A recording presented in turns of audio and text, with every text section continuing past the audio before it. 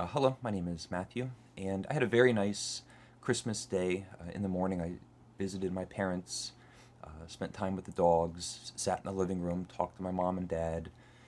We had a nice meal, we exchanged a few presents, and just had a very nice time. And then I came home and I spent the afternoon reading The Life of Our Lord by Charles Dickens. And this is a retelling of the four Gospels, the story of Jesus Christ. And um, there there's several books, many books that have the same format of taking the four Gospels and reorganizing them and editing the Gospels into a single narrative. Tolstoy did this with the Gospels, the Gospel in Brief, and the Jefferson Bible as well. The Life of Our Lord by Charles Dickens is my favorite of those three. It was a story that he wrote for his children, for his family, and it has this wonderful, comforting, paternal or parental tone. It really feels like a bedtime story. It's very short, it's condensed, and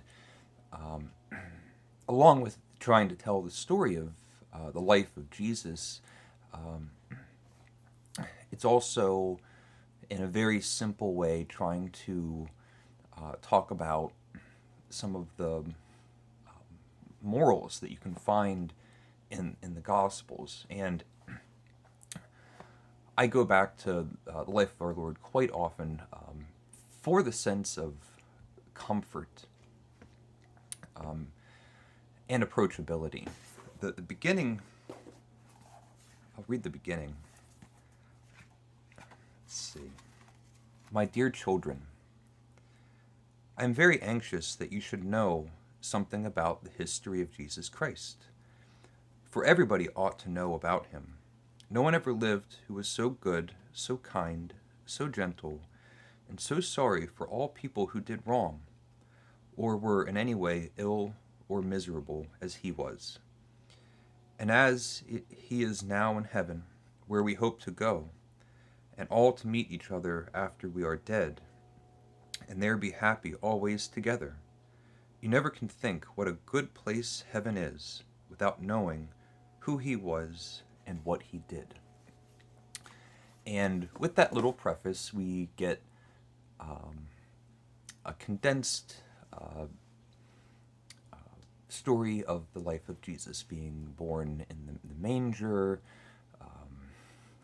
growing up, being in his 30s, performing miracles, and teaching, leading up to having the disciples and the conflict with the Pharisees, ultimately resulting in the crucifixion.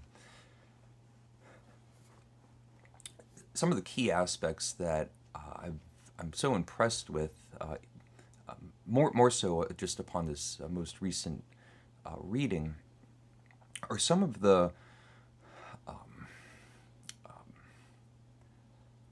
graphic, bad parts of the story. People that are doing evil. King Herod killing all of the children. Saint John the Baptist having to be beheaded, and of course the whole story of the crucifixion. And the way, can you hear the train? You might see the train go by. I'm sorry if you can hear it. The whole way that Charles Dickens decides to approach these topics, difficult, gruesome themes, all of the children in the land being killed, somebody being decapitated, and the author, Charles Dickens, being mature enough and having enough respect for the audience, his family, and the children, to just approach it, Daphne, approach it directly. Don't add any details. Don't make it any more gratuitous than it needs to be, but to not shy away from it, not to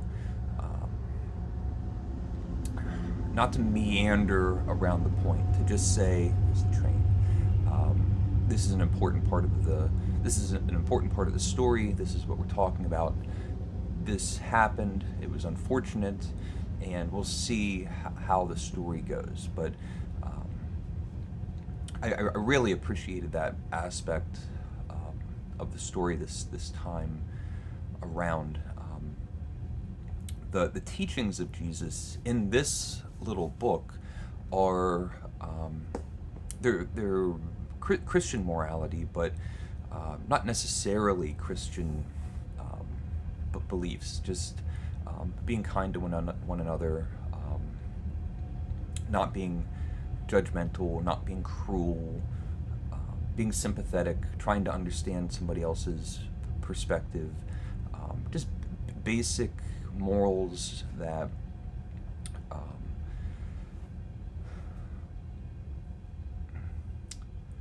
children should learn, Christian or otherwise. The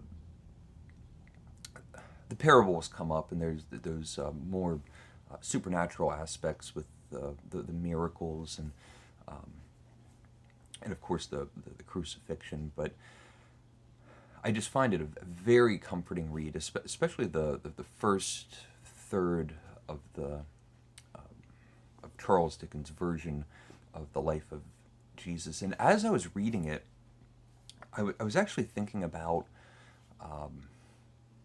making a video series, just reading each chapter, because it lends itself so well to the feeling of a bedtime story, even though it's the life of Jesus.